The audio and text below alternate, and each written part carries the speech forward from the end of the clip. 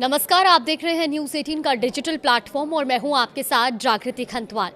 नेपाल में एक नई सरकार, एक नया चेहरा और उम्मीदों का बड़ा पहाड़। लेकिन सवाल ये है कि क्या ये उम्मीदें अब गुस्से में बदल रही हैं?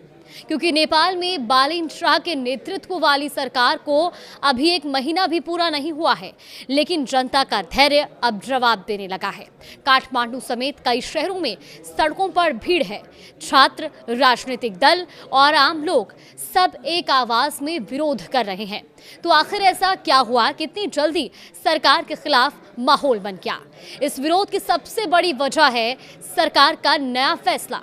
नेपाल सरकार ने भारत से आने वाले सामान पर कस्टम ड्यूटी बढ़ा दी है। अब 100 रुपए से ज्यादा कीमत वाले सामान पर टैक्स लगाया जा रहा है। सुनने में ये एक सामान्य आर्थिक फैसला लग सकता है, लेकिन इसका असर सीधा आम लोगों की जेब पर पड़ रहा है। नेपाल का बाजार लंबे समय से भारतीय सामान पर निर्भर रहा है, क्योंकि वो सस्ता भी था और आसानी से उपलब्ध भी। लेकिन अब तस्वीर बदल रही है। जो सामान पहले 1000 रुपए में मिल जाता था, वही अब नेपाल पहुंचते पहुंचते 1500 से 1600 रुपए तक हो गया है। क्यों? ये सबसे बड़ा सवाल, क्योंकि उस पर लग रहा है 15 से 30% कस्टम ड्यूटी, करीब 13% वैट और इसके अलावा दूसरे चार्ज। यानी आम आदमी को अब रोजमर्रा की चीजों के लिए 30 से 60% तक ज्यादा पैसे खर्च करने पड़ रहे हैं। और यहीं से शुरू होता है असंतोष।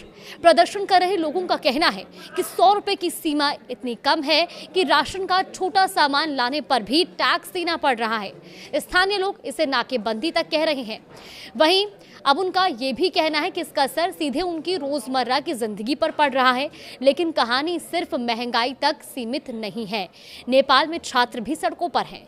छात्र संगठनों का आरोप है कि सरकार उनसे संवाद करने के बजाय दबाव की रणनीति अपना रही है, और यही वजह है कि छात्रों का गुस्सा अब आंदोलन में बदल चुका है। इस बीच सरकार के भीतर भी विवाद कम नहीं है। गृह मंत्री सुदन गुरुंग पर आय से अधिक संपत्ति और वित्तीय लेन देन के आरोप लगे हैं। प्रदर्शनकारी उनके इस्तीफे की मांग कर रहे हैं, जिससे सरकार की मुश्किलें और बढ़ गई हैं। वहीं अब इस पूरे घटनाक्रम के बीच एक बड़ा सवाल उठ रहा है। क्या बालिन शाह वही गलती कर रही हैं जो कभी अमेरिका में डोनाल्ड ट्रंप ने की थी? डोनाल्ड ट्रंप ने राष्ट्रपति बनने के बाद अमेरिका फर्स्ट की नीति अपनाई थी और इंपोर्टेड सामान पर भारी टैरिफ लगा दिया था। इरादा साफ था, देश के अंदर उत्पादन बढ़ाना और आत्मनिर्भर बनना। लेकिन इसके साइड इफेक्ट्स भी सामने आए। महंगाई बढ़ी और आम लोगों पर आर्थिक दबाव और बढ़ गया। कुछ ऐसा ही अब नेपाल में भी देखने को मिल रहा है। बालिन शाह सरकार का कहना है कि इंपोर्टेड सामान महंगा होगा तो स्थानीय उद्योगों को बढ़ावा मिलेगा और देश आत्मनिर्भर बनेगा। लेकिन नीति का मकसद तो मजबूत है, लेकिन असली सवाल यही है कि क्या नेपाल की अर्थव्यवस्था इस बदलाव के लिए तैयार है? क्या स्थानीय उद्योग इतनी तेजी से बढ़ पाएंगे कि महंगे होते इंपोर्ट का विकल्प बन सके, या फिर इसका बोझ लंबे समय तक आम जनता को ही उठाना पड़ेगा?